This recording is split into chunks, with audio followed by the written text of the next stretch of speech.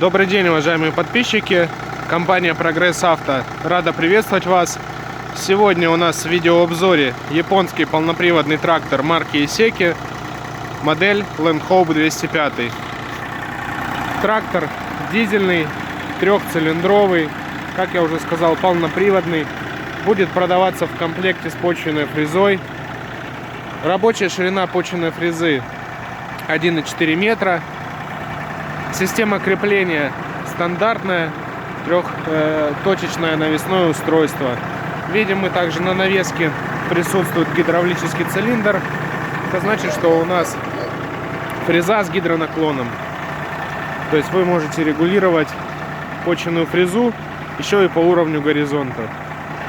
Как в автоматическом режиме, так и в принудительном. Проверим с вами состояние ножей. Ножи на почвенной фрезе в хорошем состоянии. Остаток ориентировочно порядка 80%. Колея по задним колесам 94 сантиметра. Клиренс 32 сантиметра. Давайте приступим с вами к традиционному осмотру состояния шин.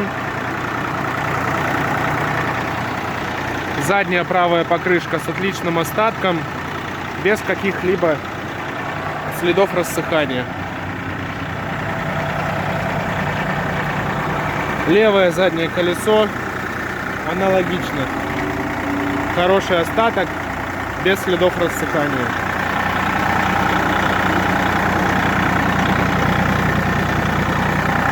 Левое переднее колесо.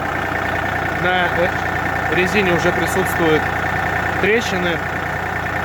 Износ уже намного больше, чем на задней паре.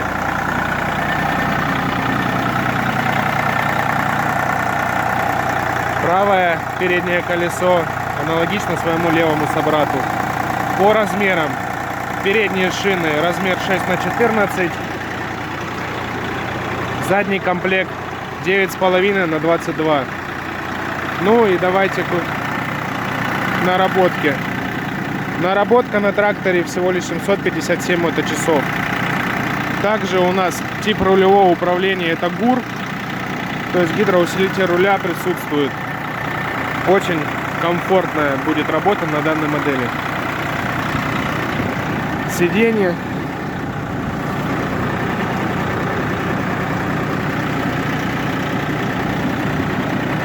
Бардачок отсутствует.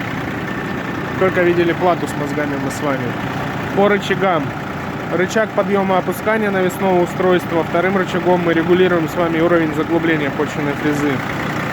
Чуть ниже маленький рычажок регулировки сидения. Здесь у нас педаль блокировки заднего дифференциала, ручник, рычаг включения-отключения полного привода. Рядом у нас коробочка передач на вал отбора мощности 3 скорости. Педаль газа, спаренные тормоза. Выше замок зажигания, ручка ручного газа. И вот такой вот примитивный у нас индикатор свечей накала. Давайте мы его с вами обойдем. Еще раз взглянем на него со стороны.